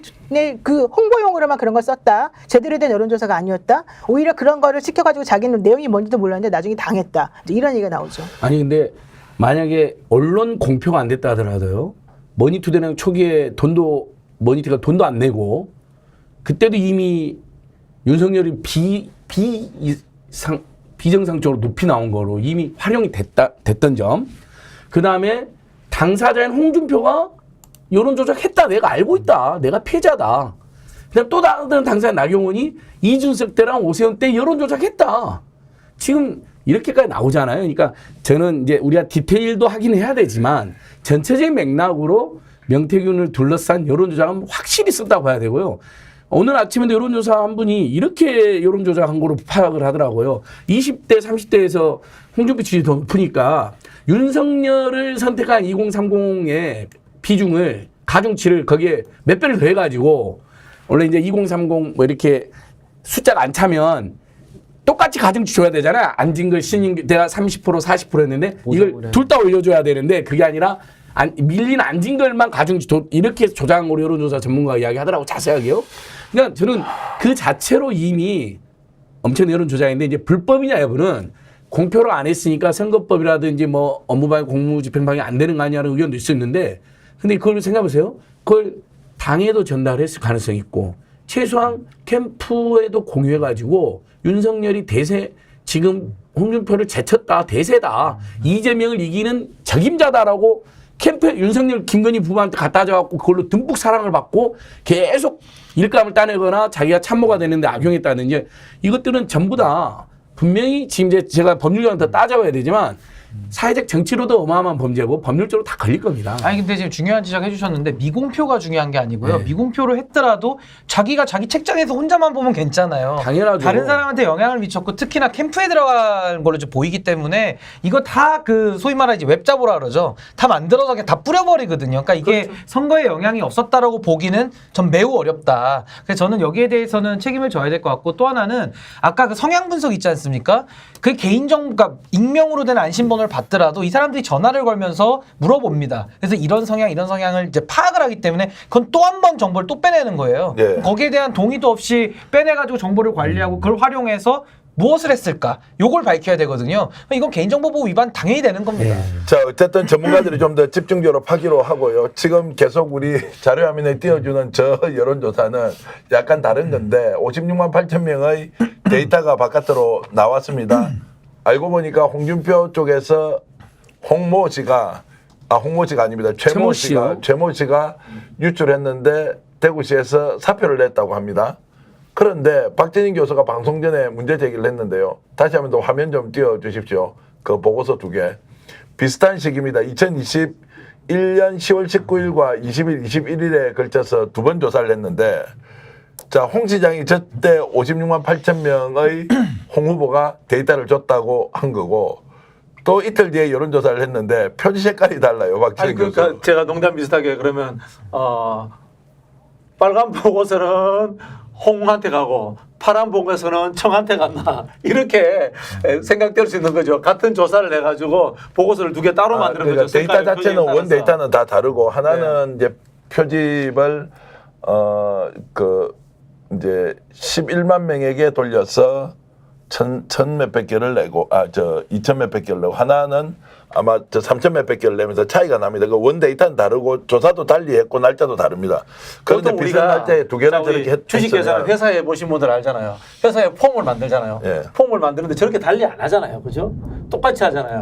이거는 뭐냐면 특별하게 누군가에게 보고했을 것이다. 또는 다른 루트를 통해서 보고했을 것이다라고 짐작이 드는데 자꾸 이게 너무 재밌으니까 의심이 되는 게 이른바 명단은 홍한테 받고 충성은 윤석열 대통령한테 하면서 홍한테도 하나씩 빨간 표지 만들어서 주지 않았나 자꾸 이렇게 의심이 드는 거죠. 네. 그 과거에 대구 수성을 해서 보궐선거가 하나 있었는데요. 지금 현직 국회의원 하고 있는 이인선 의원과 홍준표 후보가 무소속으로 이렇게 붙었습니다. 그때도 비슷한 일이 있어가지고 여론 조작이 아니냐라고 할 때는 홍준표 후보가 7%포인트 갑자기 앞서게 됐던 여론조사가 있었는데요. 거기도 이 회사와 연관이 있다고 해서 지금 데일리 한국에서 단독으로 특종 보도를 한 게 있고요. 오늘 뉴스민이라고 대구에 있는 인터넷 신문인데요. 여기서도 자, 홍 시장 당원 그 명부가 유출됐지 않습니까? 이 확실한 선긋기를 한다고 최모 씨입니다. 이분이 구의원 출신이고 김영선 의원의 전 보좌관인데 이 사람에 대해서 댓글을 올려놓았던 게 여러 개 있었던 모양입니다. 저거를 싹 삭제를 해버렸습니다. 쉽게 선긋기하고 지워버리는 거죠. 그래서 왜 지우느냐라고 하는 것에 또 의문이 들고 실제로 홍 시장은 아무 관계 없다고 지금 큰 소리 치는데 이게 법률적으로 수사를 하게 되면 문제가 되는 거죠. 유출 자체가. 그렇죠. 왜냐하면은 지금 저 얘기가 그 최모모라는 분이 당시 홍준표 시장의 그 캠프에서 활동하던 사람이라는 거 아니겠어요? 그렇게 해서 그 명단을 외부에 유출해가지고 그것으로 무언가 이제 해낸 다음에 나중에 홍준표 시장이 대구시장이 당선된 다음에는 그 시청에서 근무를 하게 된 상황이었던 거잖아요. 이렇게 되면은 제가 국민의힘 내부의 당규나 당원을 잘 모르겠지만 현실적으로 저렇게 되면은 내부에 있는 그런 당원 내 명부를 함부로 유출하는 거는 전부 다 어느 당이든 안 되는 걸로 제가 좀 알고 있거든요. 그래서 홍준표 시장이 이제 와가지고는 저 사람에 대해서 나하고 관계 있는 거를 모두 다 끊어야 되겠다고 지금 다 삭제시키는 것 같은데 어차피 삭제시켜봤자 또 다 남아요. 그런 정리된 내용들은. 그렇기 때문에 홍 시장이 지금 약간 꼼수를 부리는 거다. 이게 생각이 근데 요거는 제가 당규를 보고 좀 설명을 드려야 될 것 같은데 국민의힘 당규에 이제 대통령 경선에 관한 당규인데요.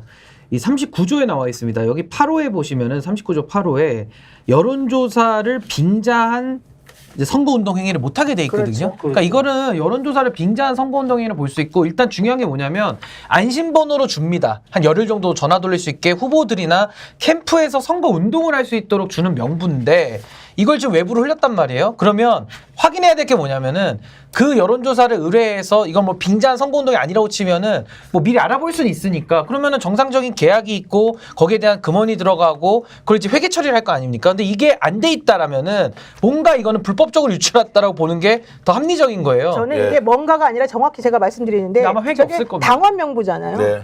당원들한테 그러니까 그냥 홍준표 찍으라라고 계속해서 말하기 위해서 홍보용으로 사실 저걸 돌린 거라고 저는 봐요. 그게 이제 빙자한 선거운동이죠. 네. 그러니까 그렇게 되면 저거는 결과적으로는 완벽하게 잘못된 거거든요. 근데 그거를 저는 홍준표 시장이 모르고 오로지 그 지금 잘린 그 사람 혼자 했을까? 저는 아니라고 봐요. 그렇게 함부로 그런 걸 할 수가 없는 거잖아요. 이게 우리가 당원 당규 위반 그러니까 법률적으로 문제가 없는 줄 아는데 그렇지 않습니다. 당내 이 선거를 선관위에 위탁한 상황이기 때문에 선거법에 의해서 준용되고요. 당내 선거도 똑같이 선거법에 적용돼서 선거 방해 행위가 됩니다. 이게 그렇게 법률적으로 적용이 될 수 있습니다. 아니 그리고 당원 명부추는 제가 2020년 총선 때 민주당 공천관리위원 할 때 봤잖아요. 그 엄격하게 당원 명부출은 그걸 시도하는 사람들이 있어요. 당원 명부를 받아가지고 선거운동을 하고 자기 그 경선에서 그런 사람 전부 다 일단 공천 자격 날라갔고요. 그렇죠. 다 그다음에 다 형사고발돼서 유죄 선고 났어요. 유죄. 그게 개인정보보호법이랑 정당법 다 위반이 됐어요 당시. 그리고 무섭더라고요. 그냥 후보자 바로 박탈해버려요. 바로 박탈해. 왜냐면 범죄자기 때문에. 그러니까 그건 굉장히 중대문. 그래서 홍준표가 꼬리자리게 하는 거예요. 왜냐하면 그 사람이 이렇게 이야기를 했잖아. 자비를 들여서 홍준표를 위한 여론조사를 했더니 어떻게 자비를 드립니까? 500에서 1000만 원이 드는 게. 그리고 자복했다고 그랬잖아요. 불법행 이제 검찰들이 자주 쓰는 표현인데 자복이 불법행위를 자백했다는 건데 그걸 어떻게 혼자 했습니까? 그리고 홍준표 캠프에서 몰랐겠습니까? 저 사람 통해서 유리한 여론조사 한번 명태균 때문에 우리가 한번 당했는데 윤석열한테 우리도 한번 대책해보자 하고 기획을 했겠죠 누군가가 여러 명이서. 그리고 이제 딱 그게 걸린 거잖아요. 명부유출 당사. 그냥 명태균이가 너 홍준표 너 이렇게 까불어 내가 다 아는데 그러니까 그놈이 아마 자백을 했겠죠. 홍준표 가서 시장님 사실은 저희들이 이렇게 했어요. 그러니까 자르면서 나온 상관없이 하는데 이건 홍준표가 이번에 참여를 완전 구겼죠. 그리고 이게 선거법 237조에 보면 선거 자유방해죄라고 있거든요. 맞아요. 여기 5항에 보면 당내 경선과 관련해서도 다음 각호 행위를 하면 5년 이하의 징역에 처하는데 그게 뭐가 있냐면 경선 운동을 위계, 사술, 그 밖에 부정한 방법으로 당내 경선의 자유를 방해했다 이렇게 볼 수 있기 때문에 당내 경선도 다 공선법이 적용이 됩니다. 네. 자, 속도감 있게 달리겠습니다. 지금 야 오빠 논쟁도 이거 안 다룰 수가 없는데요. 자, 명태균 씨가 공개를 했죠. 김건희 여사로부터 받던 카톡인데요. 철없이 떠드는 우리 오빠 용서해 주세요. 제가 명선생님께 완전히 의지하는 상황이라는 내용이 있었는데 대통령실이 바로 반박했습니다. 여기서 나오는 오빠는 대통령이 아닌 김건희 여사의 친오빠다라고 했는데 또 이준석 대표가 가만히 있지 않았습니다. 오빠라는 말을 들어본 적이 없다라고 했는데 이 오빠 논쟁과 관련해서 우리가 짚어야 할 게 있습니다. 미래한국연구소 김땡땡 소장이 평소에 오빠 이야기를 하도 많이 들어가지고 거기에 대해서 증언한 게 있는데 잠깐 들어보시겠습니다. 그럼 오빠 전화 왔어요? 잘 될 거예요. 이 말은 그것도 들은 사람이 누구예요? 지금 강영씨만 들은 걸로 돼 있잖아 지금. 들으셨습니까? 내가 그 수업 들었잖아. 그 수업 다는 건 5번도 수업고 10번도 20번도. 여러 번 들었죠. 왜냐하면 새로운 사람이 누가 있잖아요. 새로운 사람이 A라는 사람이 누군가를 만나봤어. 그러면은 A라는 사람이 명태균에서 긴가민가 신의를 원하잖아요. 내가 이런 사람이야 라는 걸 확신시키기 위해서 또 틀어주는 거야. 아, 그렇게 본인 과시용으로. 그렇지. 그러니까 우리가 옆에 있으면은 새로운 사람이 누가 찾아왔잖아요. 주로 가면 출마 희망자, 뭐 그런 정치하고 사람들, 접어들어. 예를 들어서 뭐 공무원이든 누구든 그런 사람들이 오니까 왔을 때 내가 이런 사람이라는 걸 확신을 주기 위해서. 한 번도 그런 말을 한 적이 없다. 그 증거대봐 이렇게 얘기하는 그거는 그거 너무 앞뒤가 안 맞아. 그러니까 한두 명도 그러니까 아니고. 누군가 그걸 이야기 들었을 때 강혜인 씨도 나든 다른 사람들 그 밑에 사무실이든 직원들이든 그걸 틀어준다고 했고 녹음을 한다는 생각을 누가 했겠습니까? 그렇죠. 그러니까 그런데 자기는 그 음성은 세상에 존재하지 않는다. 근데 또 다른 언론사 물으니까 있다. 또 그렇게 이야기하고. 정말 자, 이상해요. 네. 아니 오늘 그 김건희 여사하고 같이 나온 그 텔레그램 오늘 오전 10시 정도에 이제 속보가 떴잖아요. 제가 그걸 보니까 명태균 씨는 한마디 하는데 그 김건희 여사 뭐 대통령 윤석열 대통령 분 이렇게 나온 그분은 엄청나게 계속해서 많은 거를 카톡을 쭉쭉쭉쭉쭉 보세요. 지금도 보세요. 네, 너무 고생. 혼자서 막 혼잣말 하듯이 저렇게 계속해요. 그 저분은 이런 패턴이 여기서만 나타나는 게 아니에요. 다른 사람들하고 카톡한 거, 뭐 최재형 목사하고 한 거라든가, 뭐 이명식 기자하고 한 거, 거기들 다 저런 패턴이거든요. 그러니까 저런 걸 보게 되면은 본인이 뭔가 주도적으로 이 상황을 끌고 나가고 있다라고 하는 자신감이 너무 넘치거나 현실적으로 본인이 지금 이 상황에 대해서 저 사람에게 뭔가 잘 보여야 되겠다라고 생각한다던가, 저는 이렇게밖에 지금 해석이 안 되거든요. 이게 심리적으로 봤을 때. 넘치는 자기가 신기가 넘쳐서 저렇게 해도 자기한테 넘어온다고 생각하는 그런가 봐요, 거예요. 진짜. 그래서 말도 안 되는 점 찍고 쉼표 찍는 거예요. 저는 한마디 네. 하고 한 글자 쓰고 점 찍고 한 글자 하고 점 찍고. 아니 보세요. 맨날 그래요. 우리 오빠는 우리 오빠는 원래 무식한데 워낙 오래 점 찍잖아. 저는 그렇게 해석이 안 돼요. 손바닥에 왕 써가지고 대통령 된 것처럼 상대방한테 우리 오빠는 원래 무식한 사람이야라고 강조하는 강조지, 거예요. 강조. 그래갖고 느낌을 주고 그걸로 너는 내 편이 돼야 돼라고 끌어올리는 수단으로 악용하는 건데, 저는 더 원충이 저 문자를 통해서 윤석열, 김건희는 당장 권좌에서 쫓아내야 됩니다. 자, 신규 변호사. 제가 본질적인 이야기를 하나 해드리면 이런 거예요. 이거 좀 쇼츠도 좀 만들어줘봤죠. 예. 예를 들면 이겁니다. 대통령실에서 뭐냐고 이야기하면 이 오빠가 친오빠라고 이야기하거든요. 네. 친오빠면은 친오빠의 국정농단입니다. 친오빠가 왜 이준석 대표를 만나는데 개입을 하고 그 다음에 선거 관련되는 국정에 개입을 합니까? 친오빠를 국정농단으로 지금 잡아넣는 행위예요, 이거는. 그래서 누가 봐도 이건 상식적으로 그 오빠는, 무식한 오빠는 윤석열 대통령입니다.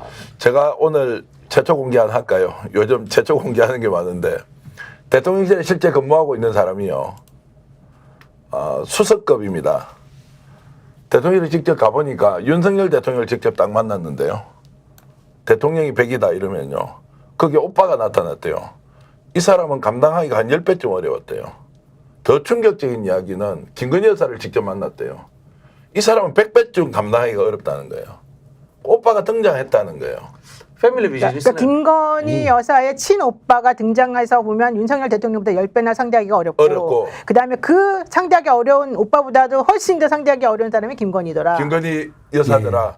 이분이 여러분 최초 공개입니다. 자, 그럼 대통령실이 초창기에 이제 대통령실에 근무했던 분이에요. 이 정도 이야기할 거면 볼장 다 본 거 아니에요? 그렇죠. 대통령이 허수아비죠. 그래서 명태균과 만났을 때 어떤 이야기를 듣습니까? 명태균으로부터 대통령은 장님무사고 김건희 여사는 안전뱅이 주술사다. 자, 이것이 맞는지 안 맞는지 아마 이 방송을 그 고위직 수석께서도 보시는지 모르겠습니다만 그런 판으로 이제 돌아간 거죠. 그런데 친오빠 논쟁에 대통령이 나서서 친오빠다 이 이야기를 어떤 점수를 얻겠다고 진기 변호사 하는 겁니까? 아니 근데 이제 저는 주목했던 게 대통령실의 입장 표명이 너무 빨리 나왔어요. 그래서 저는 좀 상당히 좀 대통령실도 다급하고 좀 당황한 기색이 엿보였고요. 이 맥락을 보시죠. 김건희 여사가 이건 무슨 의미인가요? 라고 물어봅니다. 그랬더니 대답이 내일 준석이를 만나면 정확한 답이 나옵니다. 그럼 준석이가 누굽니까? 이준석 대표 아닌가요? 뭐 이것도 뭐 박준석, 최준석 이렇게 얘기할 겁니까? 이준석이죠. 그러면 무슨 의미라고 물어봤다라는 건 위에 저 흰색 바탕을 우리가 추론해 보자면 뭔가 의미를 알 수 없는 얘기를 올리니까 이게 무슨 의미인가요? 물어볼 거 아닙니까? 그럼 이준석 대표 관련된 얘기를 올렸으니까 내일 만나서 확인해 주겠다 이 얘기거든요. 그러면 이 대화의 맥락은 뭐냐? 지금 당무를 얘기하고 있는 겁니다. 공적인 일을. 그렇죠. 근데 공적인 일을 얘기하고 있는데 갑자기 저 오빠가 사적 친분이고 사적인 얘기를 하는 오빠다. 맥락이 안 맞잖아요. 저게 언제적 그 톡이에요? 저기 몇 년, 몇 월, 며칠? 아니 저게 그건 안 저기 나오는데. 설에 갈리는데 시간대는 저는- 10시 11대입니다. 또 그러니까 심야입니다. 그래서 저는 이제 말씀 마치면 결국 대화의 맥이라는 게 있잖아요. 맥락이 이거는 이준석 대표까지 나오고 있고 명 박사님 뭐 의지합니다, 좋아합니다 이런 얘기 나오는 걸 보면 당무에서 지금 관련된 얘기를 하고 있는 거예요. 근데 갑자기 생뚱맞게 저 오빠라는 거를 그 친오빠라고 얘기를 해버리면 친오빠가 이준석 대표를 왜 갑자기 만나요? 당무 얘기하는데 오빠가 왜 나오냐는 거예요. 오빠가 근데 있더라도. 우리가 놓치는 것 중에 하나가 저게 카톡으로 검찰에 제출돼 있는 휴대전화기에서 나왔을까요? 아니죠. 이미 별도로 가지고 있어요. 4개 정도를 포렌식을 통해서 본인이 5개를 별도로 뒀고 포렌식 다녔다는 식으로 아니 이제 이야기했잖아요. 4개 정도 네 해놨다고 개인가요? 했으니까 자, 그게 터지면 어떤 일이 있을지 상상도 해볼 수 있고요. 잠깐 저는 아까 그 카톡 한 번만 더 보여주세요. 저기에서 저는 명태균 씨가 저 하얗게 되어 있는 맨 위에 글씨 안 보이는 이건 무슨 의미인가라고 했던 그 윗부분 있잖아요. 네. 그거는 아마도 그 오빠에 대한 얘기였을 거예요. 이준석과 오빠와 관련된 무슨 뭔가를 이렇게 캡처해서 올려놨을 거예요. 이준석이 욕하는 오빠에 대해서 욕하는 그런 거가 나왔겠죠, 아무래도. 그러니까 아니 설명 없이 이건 무슨 말이냐 이렇게 물어본 거예요. 그러니까 이 그 명태균 씨가 내가 준석이한테 물어볼게요 이렇게 얘기해요. 그러니까 그 밑에 대화가 연결이 돼요. 너무 고생 많으세요. 철없이 떠드는 우리 오빠 용서해 주세요잖아요. 그러니까 철없이 떠드는 오빠하고 이준석하고 싸운 거죠, 말하자면. 내지는 철없이 떠드는 그 오빠 때문에 이준석 의원이 매우 화가 났다는 얘기거든요. 그래서 그것을 무마하기 위해서 김건희 여사가 저렇게 우리 오빠는 철이 없이 막 떠드는 사람이에요. 무식한 사람이라 그래요. 왜 이런 식으로 하는지 모르겠어요. 지가 뭘 한다고 이렇게 얘기를 하는 거거든요. 네. 그렇죠. 이거 맥락은 그렇죠? 맥락을 좀 보면 너무 명확하지 않습니까? 언론에서도 다 그렇게 해석을 해요. 윤석열하고 이준석이 여러 번 갈등과 충돌이 있었잖아요. 그래서 뭐 치맥 애동도 하고 물산에서 술 숨겨놓고 먹다 걸린 적도 있잖아요. 저 그렇죠. 밑에 불고기집에 술이 위에 있으면 안 좋으니까 술을 밑에다가 숨겨놨는데 사진에 찍혔잖아. 그 언젠가 한 번인데, 그러니까 이러면 명태균이랑 김건희가 이야기했겠죠. 짜갖고 이준석이를 만나야 된다. 근데 윤석열이 아마 그랬겠죠. 네가 그 새끼로 왜 만나 하고 막 날 피웠겠죠. 근데 아마 명태균이가 카톡에 그거 관련된 내용 올려니까 득달같이 이건 무슨 의미야 그러니까 이제 내일 이준석 만나면 다 풀린다라는 식으로 올린 거. 그러니까 역시 우리 명 선생님이에요. 우리 윤석열은 너무 멍청한 무식한 사람이에요. 지가 뭘 한다 이렇게. 맥락 그렇게 생각하는 게 맞습니다. 친오빠는 절대 아닙니다. 그러니까 우리가 저도 친오빠라고 생각은 안 해요. 아니 이준석한테 물어봐요. 이준석이 바로 답을 하잖아. 친오빠가 아니라고. 내가 한 오빠는 그 오빠고 내내 대선 때 나를 한 번도 철이 없고 괴롭혔던 오빠입니다. 윤석열이잖아요. 제가 취재한 내용 말씀드리면 이준석 전 대표는 모든 걸 다 알고 있습니다. 김종인 전 위원장도 모든 걸 다 알고 그렇죠. 있고요. 명태균도 모든 걸 다 알고 있습니다. 그 내용 전부를 김건희 여사는 알고 있는데 윤석열 대통령이 잘 몰라요. 뭔지 압니까? 미리 김종인, 명태균, 이준석 세 사람이 보수가 정권을 장악하기 위해서 무려 6개월 동안 어떤 후보가 오더라도 이길 수 있는 판을 짜요. 그래서 명태균은 판을 짜는 사람이다. 본인은 바람이 산을 어떻게 피해갈 것이 아니라 산을 만드는 사람이라고 했죠. 그 만들어 놓은 판 위에 올라탄 사람이 윤석열 당시 검찰총장이었죠. 그걸 김건희 여사가 주도했을 가능성이 매우 높습니다. 그래서 윤한 갈등과 충돌은 판을 짜놓은 상황에서 갑자기 친윤이 등장을 하면서 공격을 해대기 시작하는 거죠. 그러면서 갈등이 시작됐습니다. 이 내용은 앞으로 기회가 있으면 상세하게 일자별로 정리해서 한번 말씀드리기로 하고요. 그만한 내용들이 있기 때문에 채권의식이 있는 거예요. 그리고 김건희 여사는 부채의식이 있는 거죠. 그 과정에서 이제 대선을 치러야 되는 상황이었다라고 보면 저 말이 황당하게 명태균이라는 사람한테 그냥 갖다 바치듯이 하는 것이 아니다라는 말씀을 좀 드려야 되겠습니다. 그럼요. 그 김건희 손바닥에 왕자 쓴 것까지는 아니어도 이상한 점과 심표를 남발하면서도 명 선생님에 대한 진심의 존경의 마음은 느껴져요. 네. 그것도 남편하고 비교해서 저 대통령 후보라는 자가 저렇게 무식하고 지가 뭘 잘났다고 너무너무 미안하다면서 믿는 건 명태. 당신이 우리 부부를 이끌어서 대통령 만들어달라고 매달리는 거 아닙니까? 그러니까 명태균이 엄청난 자신감 있는 거예요. 근데 저것만 보여줬기 때문에 그 위아래 얼마나 많은 내용이 있겠어요. 김건희가 얼마나 많이 또 이야기를 해놨고 저는 명태균이 분명히 이런 카톡도 보냈을 것 같아요. 여론조사 우리가 해서 이제 곧 있으면 뒤집어질 거야. 그럼 김건희 여사가 정말요 너무 고마워요. 역시 명 선생님밖에 없어요. 그런 카톡이나 녹취가 있지 않을까요? 아니 그리고 저는 근본적 자신감, 명태균의 근본 자신감 바로 거기에 있다고 봅니다. 여론조사까지 한 것을 김건희하고 윤석열하고 논의한 카톡이나 녹취록이 분명히 있을 거라고 추정이 됩니다. 제가 녹음해 예, 아니 그리고 저는 저 지금 카톡에 나온 내용이 굉장히 익숙하잖아요. 저게 김건희의 7시간 녹취록에 아이고 우리 남편 맨날 그 방구만 끼고 무식하고 하여튼 뭐 바보 같다고 그런 얘기를 했거든요. 그런 맥락하고 저는 굉장히 좀 맞닿아 있는 내용들이기 때문에 저거를 갖다가 친오빠로 갑자기 둔갑해서 말한다라는 거는 이미 본 것도 있고 그래서 저는 오히려 차 윤석열 대통령 얘기하는 게 더 자연스럽지 않나. 그래서 저게 김건희한테 결제를 안 거치고 나온 입장으로 추정이 돼요. 두 사람한테 물어봤으면 시간 오래 걸렸을 거 아니에요. 근데 윤석열이 바보 멍충이 무식쟁이로 나오고 지가로 나오니까 윤석열한테 물어봤을 가능성이 있다고 봐요. 고위 참모가. 그러니까 윤석열이가 설마 동네 양아치 골목대장 노릇 좋아하는 사람이 나라 그러겠어요? 지치로 빠겠지. 그러니까 얼른 대통령이 지치로 빠라고 밝힌 것 같아요. 근데 국민의힘에서도 그렇게 엉터리 해명하면 어떠냐 난리가 났다잖아요. 아니 그러니까 죽을 짓을 왜 그래 1시간 만에 하냐고 여기 가만히 있든지 아니면 정확하게 그러니까요. 밖에서 국민들한테 알리든지 이렇게 해야 되죠. 그러니까 망했어요. 제가 지금 마지막 한마디만 할게요. 마지막 아닙니다. 할 것이면 천지로 지금 또 계속 해야 돼요? 그러니까 빨리 얘기하세요 지금. 아니 그럼 끝인 줄 알고 하려고 했지. 그럼 안 할래요. 예. 아니 저기 명태균 씨가 혹시 이 방송 보고 있을까 싶어서 보고 있습니다. 보고 있어요. 그 말씀 보고 드리는 있어요. 건데 아무리 명태균 씨가 이제 자신감에 차 있더라도 개인이거든요. 네.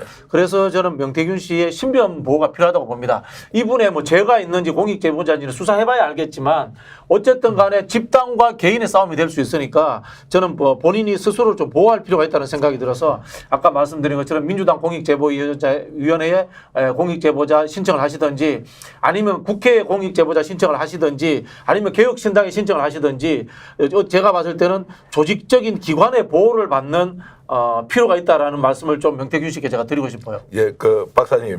저도 좀 보호를 좀 받고 싶습니다. 제가 진행을 좀 해야 하는데 좀 전에 말씀하셨던 내용을 이제 종합해 봤을 때 정말 명태균 씨가 하는 역할이 매우 중요하다. 그리고 명태균 씨가 누구에게 이런 말을 했는데요. 그것도 제가 오늘 전달해 드리겠습니다. 구두상으로만. 자, 제가 명태균이에요. 앞에 여사님과 대통령님이 두 분이 앉아 있어요. 여기에서 조기에 뭔가 정치적으로 멘토링을 했을 거 아닙니까? 그래서 막 어떤 이야기를 하고 있는 중에 윤석열 대통령이 저 박사님 제가 뭐 좀 여쭤보겠습니다라고 딱 하는 그 순간에 김건희 여사가 옆에서 잠깐 지금 선생님이 얘기하는 중에 왜 끼어들어서 질문을 하느냐고 바로 이렇게 면박을 주더라. 이 얘기를 누가 했느냐? 명태균 씨가 했습니다. 그 정도로 이미 명태균 씨가 윤석열 대통령 또는 대통령 후보 부부를 만났을 때 상하관계가 이미 정해져 있더라. 그래서 아까 대통령실에서 모 수석이 윤석열 대통령이 100주 어려우면 친오빠는 1000주 어렵고 김건희 여사는 만정도 어렵다. 10배씩 더 어려웠다 하는 그 이야기를 생각해 보면 아까 주술에 대한 이야기 그다음에 희한한 초현실적인 이야기 이런 것들이 공익제보자 받아줘야 되겠네. 공익제보 저도 좀 받아주시죠. 제가 알고 있는 내용. 공익제보자로 민주당에서 받아줬으면 좋겠어요. 자, 그래서 제가 열심히 하겠습니다. 이런저런 것들이 막 다니는데 오늘 이제 최초로 여러분들께 공개할 영상이 좀 있습니다. 지금 미래한국연구소 대표라고 명태균 씨가 계속 주장하는 김땡땡 소장이 있습니다. 이분이 극단적인 위기감과 두려움에 떨고 있으면서 정말로 하루하루가 고통스러워서 잠 못 이루고 있는데요. 이분을 직접 만나서 얼굴은 못 보여드리고 육성도 저희들이 약간 변조를 했지만 어느 정도 힘들게 살고 있는지 모든 것은 명태균과 김영선이 다 해놓고 미래한국연구소가 마치 김땡땡 소장 것인 것처럼 법적 책임을 다 묻고 있다. 이거 내가 참을 수 없다. 어떻게 해야 합니까?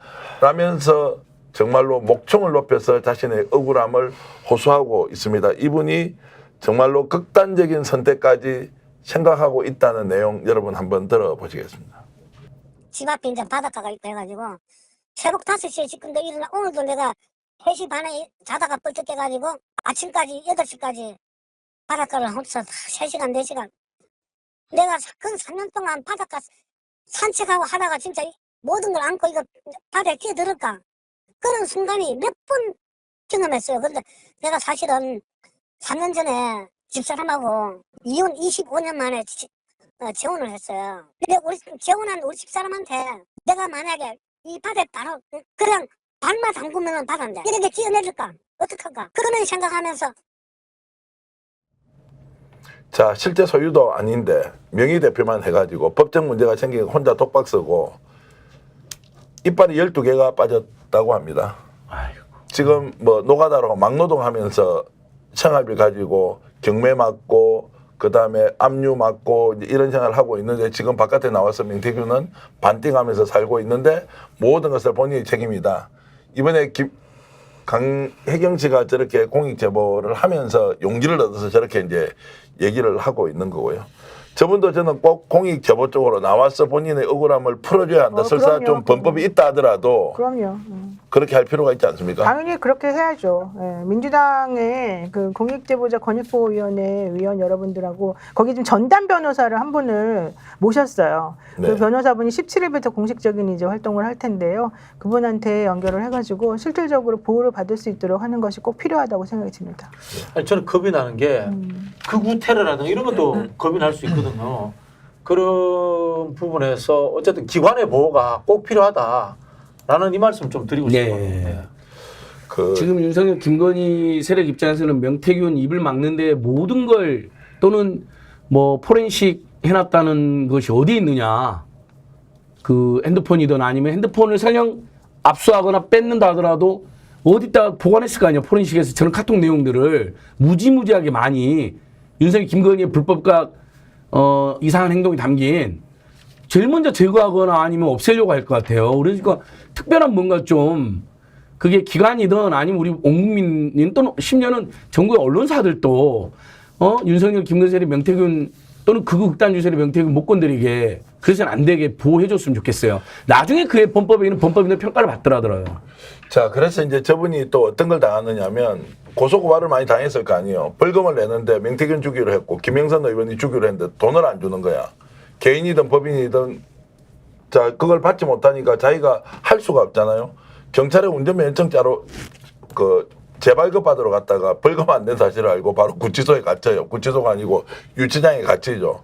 그래서 돈을 내줄 사람이 없어가 이쪽 저쪽에 전화를 하는데 자 명태균에게도 전화하고 김영선에게도 전화하는데 이 돈 500만 원을 벌금을 안 내주는 거예요. 그래서 형편이 어려운 자기 친형님한테 서울에 연락을 해서 급히 전화로 카드 결제를 해갖고 10개월 무이자로 할부로 이걸 냈다는 거예요. 그 이야기 들으면 정말 눈물이 날 것 같은데 여러분들 직접 한번 들어보겠습니다. 구치소와 관련된 녹취가 있습니다. 민원실 여경이 어제 전화를 하지만 무슨 소리를 하지만 경찰 두 명이 쫓아오더라고. 그리고 하냐 그러니까 잠깐 본청으로 좀 가시자고.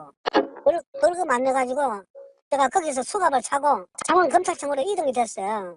그 이동되는 그 순간에도 내가 강희인한테도 명태균한테도 내가 지금 벌금 못 내갖고 현장 체포돼가지고 이렇게 가고 있다. 그래서 어떻게 막 순간순간에 막 한 몇 개 전화를 했는가 서울에 형님이 전화 와가지고 상황이 어떠냐고 그 지금 당장 돈이 어딨냐 그래가지고 거기에 그 담당관을 좀 바꿔달라 하더라고 전화로 바꿔줬어요. 그러니까 사장 이런 이야기하고 카드로 좀 하면 안 되겠습니까? 그래 카드 번호 불러주고 거기서 하루 제핀 걸로 하고 490만 원을 10개월 월부로 했어. 월부를 형님이 주고 내가 풀려났어요. 자 이제 저렇게 살고 있습니다. 그런데 김영선, 명태균 씨는 전혀 책임을 느끼지도 않고 오히려 법적인 처벌까지도 받으라고 지금 하고 있는 형국이어서 저분이 저는 꼭 공익제보자로서 민주당이든 아니면 어디든 와서 할 이야기 다 하고 보호를 받아야 한다 이런 생각을 하고 있습니다. 자 지금 이제 저분 말씀을 들으면 실제로 너무너무 답답하고 억울해서 어떻게 이제 풀 길은 없고 그런데 나가면은 다 배신자로 낙인 찍히는 거예요. 여러분께 처음 말씀드리지만 자유한국당의 부대변인 출신이에요. 또 정부에서 발행하는 공익적 잡지 있지 않습니까? 거기에 편집장까지 하셨던 분이어서 전도가 유망했던 분인데 지금 김영선 의원과 명태균 때문에 인생이 꼬여서 이빨이 12개 빠지고 막노동을 해야 되고 지금도 극단적 선택을 하느냐 마느냐라고 하는 이 기로에 서 있는데 어디도 저 사람을 우리가 보호해주고 있지 못하다라는 이제 생각이 들어서 정말로 박진영 교수가 아까 말씀하셨던 대로 뭔가 특단의 대책을 보호를 받아야 돼요. 보호를 받아야 되고 뭐 야당에 원래 야당에는 찾아오셔가지고 이렇게 농성한다거나 들어오시면 옛날에 보호해주는 그게 이제 우리 그 군사 독재 시절의 민주화 운동의 역사입니다. 그런 야당을 찾아오셔도 되고요. 전 그러면 뭐 우리 민생경제연구소에서라도 저는 잠깐만 저는 저 김모모 대표님 사실은 김영선 씨 때문에 저렇게 망가진 거예요. 네. 김영선 씨가 반성을 해야 돼요. 김영선 씨 지금 이렇게 입을 다물고 함구하고 있을 때가 아니에요. 지금 당신이 오선 의원님과 뭔가 하는 와중에 저렇게 순진한 사람들 데려다가 이용해야 할 대로 다 이용해 먹고 현실적으로 이렇게 내팽개치고 그래서 지금 저분이 어디다 하소연도 못하고 있는 거 아닙니까? 친척이라는 소문이 있던데. 당신하고의 특수관계 때문에. 어쩐 당속이에요. 그러니까 본인하고 인척관계인데 자기를 데려다 놓고는 2년 동안 아무리 자기가 억울하다 이거 도와달라고 해도 대답이 한 번이 없었대요. 야. 그러다가 오히려 이 사건으로 인해서 일이 커지고 나중에 김영선까지 문제가 될 뻔하니까 그때서야 본인에게 전화를 해가지고 말 조심해서 잘하라는 식으로 얘기를 한다는 거예요. 얼마나 인간적으로 배신감을 느끼겠어요. 그러니까 저분이 지금 어디다 하소연할 데도 없어가지고 강혜경 씨랑 둘이서 부들부들 떨고 있었다는 얘기거든요. 제가 직접 그분한테 들은 얘기인데 너무 억울하고 너무 억울해서 속상해가지고 어디다가 말을 할 수가 없는데 김영선과의 관계 때문에 자기가 특히 밖에 나가서 말을 못한다는 거거든요. 그러면 안 돼요, 김영선 씨 정말. 네, 맞습니다. 오세훈이 내곡동에 방문한 거 관련해서 당시 탱탱탕 아드님이 증언하셨잖아요. 맞다고. 근데 얼마나 막 공격당 음해를 당했어요. 그때 민생경제연구소에서 제가 그분을 적극 보호하고 옹호하고 연대하고 지원하는 역할을 했었습니다. 그러니까 저는 명태균 씨든 지금 저분이든 뭐 책임져야 될 일이 있겠죠. 지금까지 밝혀진 거는 분명히 있을 것 같아요. 그러나 더 큰 그 역할이 있는 것 같아요. 그건 처벌은 처벌 받더라도 정말 윤석열 김건희 집단의 이 사악함과 온갖 불법 행위를 다 아는 분들이잖아요. 그걸 지금 일부만 공개한 건데 빨리 공개하시되 저희들 또 총력을 다해서 도와드리고 싶어요. 변호사 하면 좋겠습니다. 그다음에 노하우가 있잖아요. 제가 장진수 주무관님도 오랫동안 같이 보호 연대 활동했었죠. 박창진 대한항공 사무장도 했었죠. 저는 경험이 많이 쌓여 있죠. 그리고 그분들하고 신뢰관계로 지금도 잘 지내잖아요. 그건 제가 절대 그런 분들을 함부로 이용하고 버리고 그런 사람들이 아니거든요.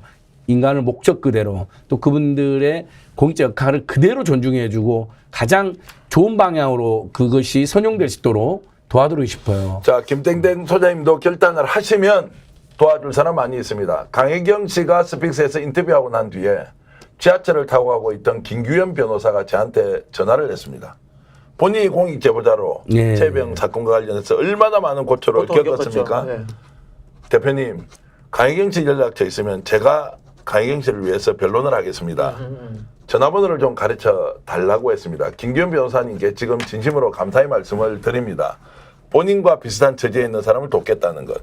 시민운동가로서 이렇게 억울한 누명을 쓰고 있는 사람을 비록 범법이 있었다 할지라도 우리가 보호해야 한다라는 안진걸 소장님의 말씀 제가 진심으로 존경을 표시합니다. 자, 그래서 김땡땡 소장님 용기를 내십시오. 스픽스에서 응원하겠습니다.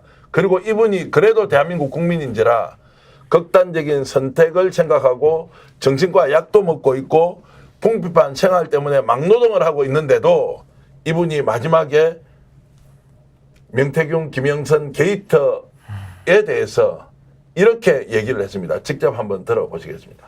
그러면서 이렇게 하는 것 자체가 이게 국정농단이고 어떤 사인이 제도권에 모든 그 시스템을 무너뜨리는 이런 형태는 아마 이 사건이 안 됐으면은 강혜경이가 모든 걸 안고 덮어 넘어가고 했으면은 다음에는 진짜 국가적으로도 어떤 일이 발생했을지도 모르는 그런 상황이 올 수도 있지 않았겠냐.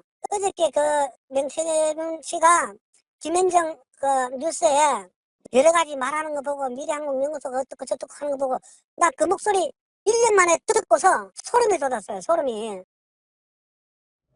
자, 그 목소리를 듣고 소름이 돋았다. 1년 만에 들었대요. 1년 만에 들었고 소름이 돋았다. 이제 이런 얘기까지 하셨는데요. 어쨌든 용기를 내어서 공익제보자의 위치에서 진실이 무엇인지 국민 앞에 밝혀주는 것은 매우 중요하다. 이런 말씀을 좀 드리고요. 오늘 역전의 용사 특집으로 여러분들과 함께 했는데 어떠셨습니까? 8,700분 들어와 계시고 노영희 변호사 TV에는 지금 3,000분 이상 들어와 계신데요. 여러분 감사드리고 저희들 열심히 방송 만들겠습니다. 오늘 준비한 영상 다 보여드리지 못하고 워낙 짧게 방송을 마무리해야 돼서 여기서 끝을 좀 내겠습니다. 안진걸 소장님 그리고 신인규 변호사님, 박진희 교수, 노영희 변호사 모두 감사드리고요. 더 좋은 대한민국을 위해서 진실을 향한 여러분들의 투쟁, 여러분들의 목숨 건 싸움과 용기에 큰 박수를 보냅니다. 먼저 박수 한번 다 쳐드리겠습니다. 스픽스는 말하는 언론입니다. 대세는 유튜브, 그중에서 스픽스. 좋아요, 댓글, 구독, 알림 설정. 여러분이 저희를 사랑해 주시고 우리가 여러분을 사랑하는 4가지 방법입니다.